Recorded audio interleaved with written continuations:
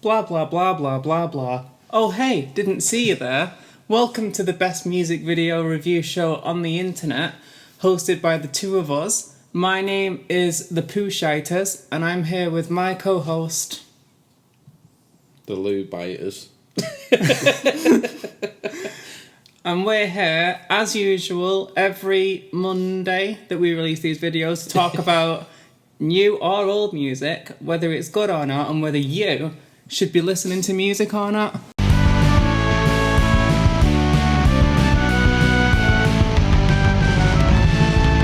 Yeah! So, before we get into the reason people are actually here, what have you been listening to over the past week or so? Have you ever heard of a band called The Aces? No. I don't even know how I came across them, but they're essentially a Haim light type of band. All right. They're all Mormons. I've been listening to their new album. To echo every week, listening to a new album every day. Highlight over the past week has been the Nitty Gritty Dirt Band. It was pretty great, and I don't even usually like bluegrass music, but yeah, that album rocked my socks and it bluesed my shoes. But never mind all that. Today we're here to review a new album, one that is by the Foo Fighters, called... But Here We Are. Exactly. So, have you had any preconceptions about the Foos? Yeah, I love the Foo Fighters. Do you? Yeah, up until a point anyway, so... I think the last album that I listened to in full was Wasting Light. Mm-hmm. I think they've released 3 albums since then. Sonic Highways, Concrete and Gold, and Medicine at Midnight. I've not really been enamoured with them when I've heard what little bits there are. I've heard bits of Concrete and Gold and I just found it a really difficult listen.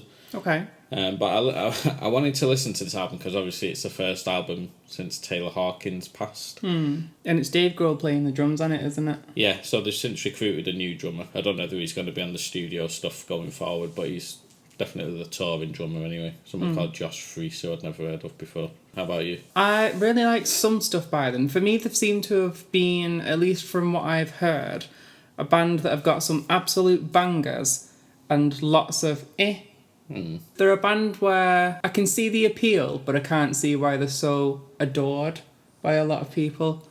I loved Monkey Wrench back in the day. Shout out to Guitar Hero 3, 2, one of them. Yeah, they've got some songs where I really like them. Other songs, even some of the big stuff, I didn't really see the fuss with The Pretender, which everyone... Yeah, I'm not bothered about that, so... Yeah, so... But it's just pop rock, isn't it? But they do it... It is formulaic, because... You know a Foo Fighters song. Even my mum knows a Foo Fighters song before I tell her, oh, this is the Foo Fighters. Mostly because Dave Grohl's got quite a distinct voice, hasn't he? I would say.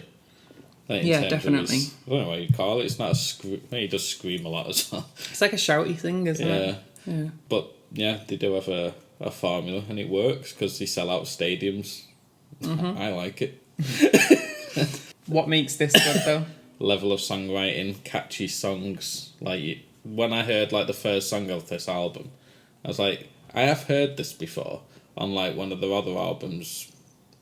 Not the exact song obviously, but something very similar to it. But I was like, it immediately got stuck in my head. So that first track I actually heard on the radio yesterday as well, so it's got straight onto the radio. Right, okay. Yeah, this to me isn't bland. It is catchy and there is some meaning behind it. I think that was the main takeaway from me. I don't know if I've heard any of their albums in full, other than just the radio songs and stuff.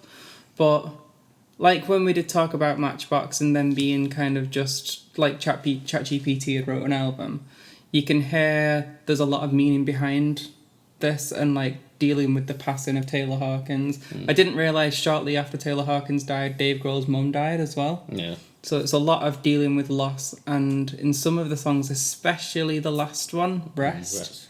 You can really hear the pain and the dealing with it, and not just singing the words because the words are written down, but kind of feeling the words and expressing the words through the singing. One of the songs on it was so un-Foo Fighters I didn't even realise that it was still all one song. The Teacher? Yeah, and that's been released as a single. I really like that one. Yeah, I liked it, but I'm still trying to wrap my head around it. Because I've not conceived of it in my head as one song. Because Right. every time I've listened to the album, I've been like doing other stuff. I've not sat down and actually listened to You're it. like So it's focused in and... oh, this must be a different song that sounds not exactly the same, but it's got the same themes running through it. Yeah, but when I have tuned in every now and then into the song, it's odd. It's odd, but it's good. Yeah, I really good. like it. It's like, I don't know if they've had longer form songs before, but no. Not in my knowledge. Like I said, I've not listened to the last 3 albums. Normally there'll be like 3 to 4 minute pop rock songs. To have a 10-minute, I won't call it an opus because it's not like summing up everything about them, but And it's not even like the songs like Jesus of Suburbia, where it's like lots of little songs put together. It's not like that either, because there is the overarching song of it. Whereas you could dissect other long, even like Bohemian Rhapsody, you could dissect that down into like part A, part B and stuff. Whereas with The Teacher, you can't really. when I've read like reviews of Dave Grohl's interviews about this album, he said prior to Taylor Hawkins' death they were going to be doing, or his intention was to do a prog album. Right. So maybe it was born a bit out of that. Maybe he had bits and pieces of a song that he wanted to do. Maybe. And obviously it was informed then by what happened. So, the question that doesn't really feel like it needs asking, did you enjoy this album? Is it good? Is it bad? Yeah, I loved it. Did you? Yeah, I just thought, this is what I wanted from a Foo Fighters album. Like, the last bits that I've heard, they haven't been catchy. They've been, not weird, they've just been lacklustre. Just nothing really catchy, no hooks. But this, from the first, it like just drew me in. I thought, I can't even remember the album, In Your Honour.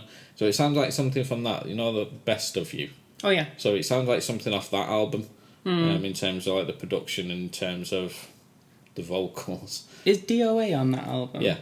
That's interesting, because I was thinking during track 2, I think it was, there were, like, before it comes into the chorus, and like each time, it was like I was half expecting him to go, "It's a shame we have to die, my dear." Yeah. Like, it's not like it's the same chords, it's not like it's the same melodies, but... There's a familiarity, isn't Yeah, there? definitely there's a familiarity there in that it could be that song in, like, another world. So, yeah. Interesting that you said that, because I thought that before. Yeah, even like there is like, obviously quite a few tender moments, shall we call them. Like the whole song "Show Me How." I thought that was quite mellow, but also it was just really well done. His daughter sings on that as well. Is it going to be one that you add into your record collection? Do you love it that much? Yeah, I think so. Yeah, I think I'll buy quite a few Fighters albums, to be honest. I do love them. The actual title track as well, But Here We Are. I think it sums up Lost quite well, like all the things that you imagine that you're going to be doing, or everything that you picture about someone, and then it's like, oh, but here we are, you're gone. Like, I could never imagine it. Yeah. Yeah. Yeah, I think for me, highlights, probably, I want to say Rest was probably one of my favourites on there. Yeah. It's not the catchiest song. It's quite sparse, isn't it? Yeah. In terms of the music. It's minimalist at times, it builds up and it's really kind of overly distorted and disjointed at times, but thinking of it as what it's there for, it does it perfectly. Yeah. I really like Hearing Voices as well.